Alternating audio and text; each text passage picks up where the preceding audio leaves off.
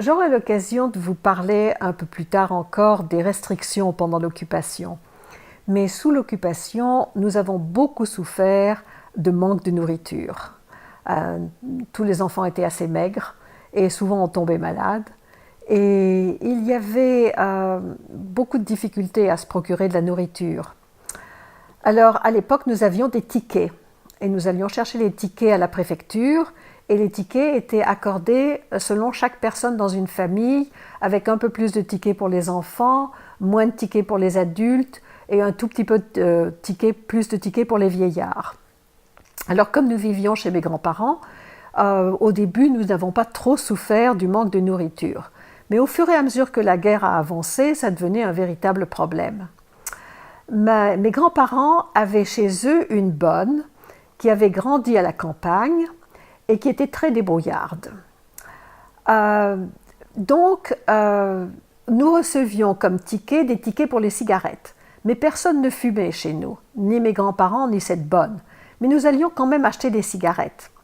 Alors, cette bonne et moi, nous avions chacun une bicyclette et elle m'emmenait toujours avec elle pour aller chercher de la nourriture dans la campagne. Alors, on partait dans les petits villages autour de Clermont, avec nos bicyclettes. Il y avait un panier devant la bicyclette et dans le panier, on mettait un imperméable, on mettait un pull-over, on mettait des écharpes, des gants selon la saison. Mais généralement, on attendait le printemps ou l'automne et on faisait ça quand il faisait beau. Et nous partions dans la campagne. Alors nous arrivions dans les fermes et cette dame qui s'appelait Marie disait aux fermiers: est-ce que vous avez un morceau de beurre? Est-ce que je pourrais vous acheter du fromage? Est-ce que vous avez un saucisson? C'est une sorte de saucisse sèche qu'on mange beaucoup à la campagne en France. Et les gens disaient: oh non, pas vraiment, les Allemands sont venus, ils ont tout pris. Et alors à ce moment-là, elle sortait son paquet de cigarettes. Et elle disait: ben, écoutez, j'ai quand même des cigarettes, est-ce que je peux vous les donner? Alors à ce moment-là, tout d'un coup, un morceau de fromage apparaissait. Un morceau de beurre apparaissait et on le mettait dans mon panier. On ne le mettait pas dans son panier à elle. Et on le mettait dans mon panier et on le recouvrait avec le pull-over, avec l'imperméable. Et puis on repartait en route. Et on faisait ça quelquefois dans une ou deux fermes. Et vers la fin de l'après-midi, on décidait de rentrer chez nous. Et alors on faisait ça parce qu'on risquait d'être arrêté, soit par les gendarmes français, soit par les Allemands.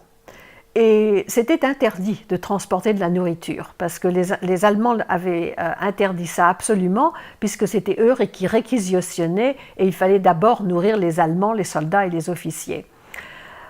Donc c'était pas exactement du marché noir, mais presque, parce que c'était plutôt ce qu'on appelle du troc, et on échangeait les cigarettes pour la nourriture. Mais enfin, c'était tout de même illégal, donc il ne fallait pas être arrêté. Et sur les routes, à des croisements, il y avait des gendarmes ou il y avait des soldats allemands. Alors évidemment, c'était quand même assez dangereux. Et en rentrant chez mes grands-parents, moi j'avais toujours un peu peur, le cœur qui battait assez fort. Et un jour, bien sûr, nous avons rencontré 2 soldats allemands. Et nous nous sommes arrêtés et ils nous ont demandé ce que nous faisions et nous leur avons dit, elle leur a dit: je ramène cette petite fille chez ses grands-parents.